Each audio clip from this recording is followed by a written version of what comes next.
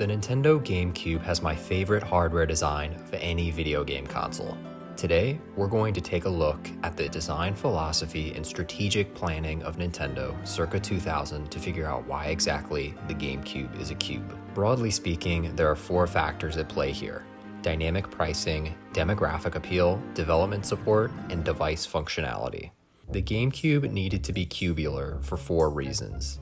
It needed to be as inexpensive as possible, it needed to appeal to families, it needed to be easy to develop for, and it needed to play video games. That last point is the most important. We'll get back to it later. Part of Nintendo's core business strategy is to lower the cost of hardware as much as possible, sometimes even selling their consoles for a loss. The idea is that game sales will more than make up the cost of the hardware, especially considering that the user only has one viable option for playing Nintendo games. The cube design of the GameCube first and foremost allows for inexpensive hardware to be assembled and presented in a novel package. Nintendo President Hiroshi Yamauchi had this to say when he was asked about the GameCube's design. "People do not play with the game machine itself. They play with the software, and they are forced to purchase a game machine in order to use that software. Therefore, the price of the machine should be as cheap as possible." Nintendo's pricing strategy is perhaps the most important concept in understanding why the GameCube needed to be a cube. In 1999, Nintendo ordered $2.8 billion worth of processors from IBM, and they built a $760 million factory to build memory and graphics chips for the Dolphin project. The pricing strategy was to lower the cost as much as possible. By ordering chips and producing at an increasingly large scale, Nintendo was able to steadily lower the prices of their internal hardware over time. Here's a quick explanation from Nintendo's primary chip manufacturer, Greg Buchner. "We spent 3 years working with Nintendo and developers to figure out their needs and to combat the rising cost of development. The GameCube can see high performance without too much trouble. It isn't a quirky design, but a very clean one. It was important that we didn't require jumping through hoops for high performance to be achieved." So to sum it up, the cube is just a box. It happens to be a box that can pack in a few layers of tech in an elegant, sophisticated arrangement for running games at a low price. But what kind of people are playing those games? The look and feel of the GameCube needs to appeal to a desired target demographic. Saying that the GameCube is for everyone is great and all, and it may be true to some extent, but ultimately, we need to figure out who specifically this thing is for. Developer and gaming icon Shigeru Miyamoto had this to say when asked about the GameCube's target demographic. "The GameCube's design is pretty peculiar, different from what we are in the habit of seeing in a gaming console. The first thing we had in mind was the evolution of video gaming itself. The reduced size of the GameCube allows you to carry it from room to room quite easily. Every family has at least 2 TV sets at home, and it is very easy to bring the GameCube from the living room to the sleeping room if you want, or to a friend's place. We looked for simplicity and practicalness. The GameCube wants to be a console that fits all the family, from the youngsters to the elders. The simplicity and the practicality of the GameCube is its main draw. See, I'm not a designer. I can't offer some deep insights on how exactly the cube design captures the ethos of the global entertainment industry, or how the cube encapsulates the relationship between gamer and developer. If that's what you clicked on the video for, I apologize, and I hope to make it up to you someday. I can't explain how an abstract shape bridges the gap between children and adults, but this is the best I can do. The cube is small, the cube is easy to understand, the cube has a handle." Nintendo needed the console to take on a shape that would allow users to transport it with minimal hassle. Ashida Kenichiro was the lead designer of the GameCube. Miyamoto and Ashida were the main leads on many projects, working together to design console hardware from the N64 to the Wii and beyond. Kenichiro Ashida echoed a similar sentiment to Miyamoto on the design of the hardware. So we figured out 2 reasons why the GameCube is a cube. 1, the cube shape optimizes inexpensive production. 2, the cube shape needs to appeal to the target demographic, the real target demographic, because saying it's for everyone is disingenuous. The demographic of the GameCube isn't every person who plays video games, it's families. The GameCube was made so that everyone in the family can take it around and enjoy it as a simple, practical toy.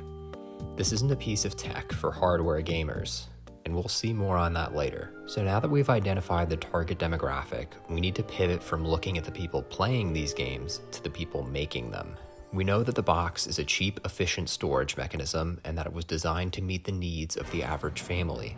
But what about the needs of the people making the games?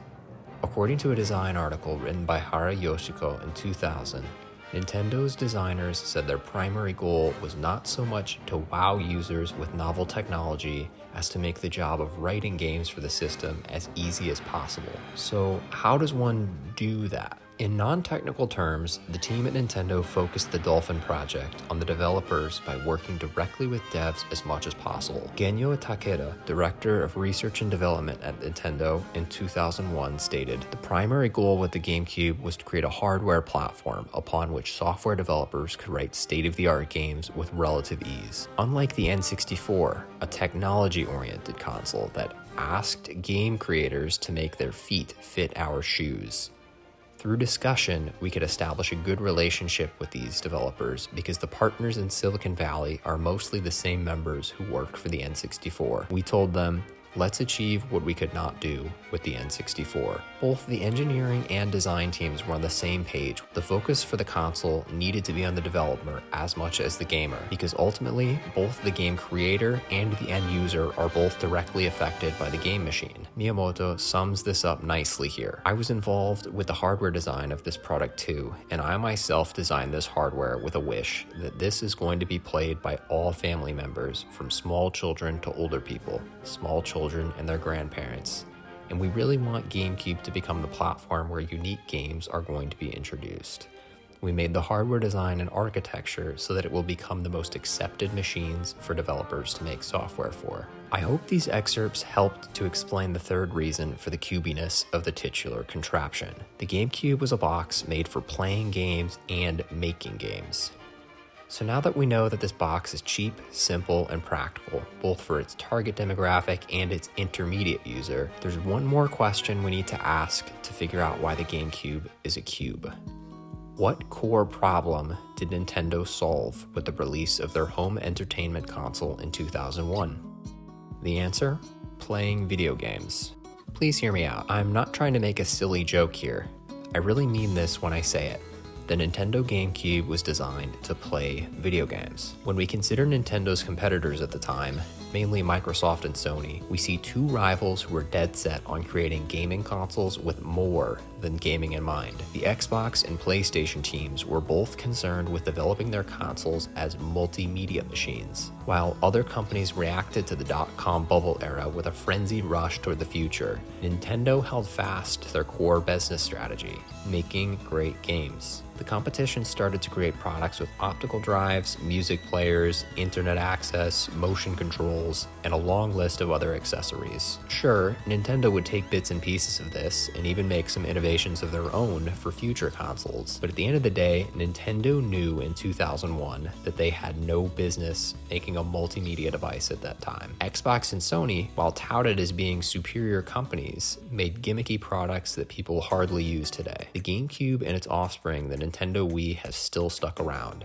purely on the strength of their gaming experience, and that partially is due to the hardware design. I think we all know at least one person who still has a GameCube in their basement. I don't think we could say the same about the original Xbox or PlayStation. Maybe that's just me. Hiroshi Yamauchi had this to say: "The ideas behind Xbox and GameCube are fundamentally different. Xbox has a built-in hard drive and is being touted as an extension of a PC. Microsoft is going after performance only and does not understand that a game is played with software. A Nintendo is ultimately a toy. It's the most advanced machine for playing games, and it's totally different from the Microsoft product. It's just like trying to compare a sumo wrestler to a pro wrestler. They play by totally different rules. We do not consider Microsoft to be our competitor." Nintendo wasn't interested in making a diet PC, nor was it concerned with being perceived as an adult brand. Lead designer Ashida Kenichiro said, "One of our major design goals was to create a device that can be placed anywhere. That said, many people felt that the GameCube was designed like a toy. We realized this, of course, but all Nintendo hardware since the SNES has been designed with that explicit image in mind. It's not that we ignored how audiovisual equipment was designed. Rather, we placed more emphasis on designing our hardware with entertainment in mind. Despite what I may have said earlier, the GameCube is ultimately for everyone. It was priced so that as many people could afford it as reasonably possible. It was for parents and for children to play together. It was for developers around the globe to make great games. And at the end of the day, I think that the GameCube gives us a chance to look back and appreciate a great business case study. It takes guts to stick to a strategy and execute it. Yamauchi had a simple idea that went totally against the grain of the rest of the gaming industry. While the GameCube didn't perform especially well financially, it gave Nintendo a platform to make a healthy net profit margin on their GameCube game sales. It also strengthened consumer and developer relationships that would pave the way for the future successes of the DS and the Wii. In my eyes, Nintendo accomplished what every other gaming company failed to do. Nintendo has stayed relevant, both as a hardware producer and as a games publisher, primarily through the strength of their games. Nintendo did what Sega, Microsoft, and others could not. Nintendo focused its resources on creating a strong brand. Nintendo's investment into its intellectual properties of the GameCube era has continued to reap dividends 22 years later. That's because the GameCube isn't trying to be anything more than what it is. The GameCube is just a box. It isn't a DVD drive, it's not a modem, it is a toy. Like every Nintendo console ever made, the GameCube is a slightly awkward yet beautiful experiment. Out of those experiments, it is my favorite. Because sometimes, in order to truly think outside the box, you must become the box. Thank you for watching. Have a wonderful day.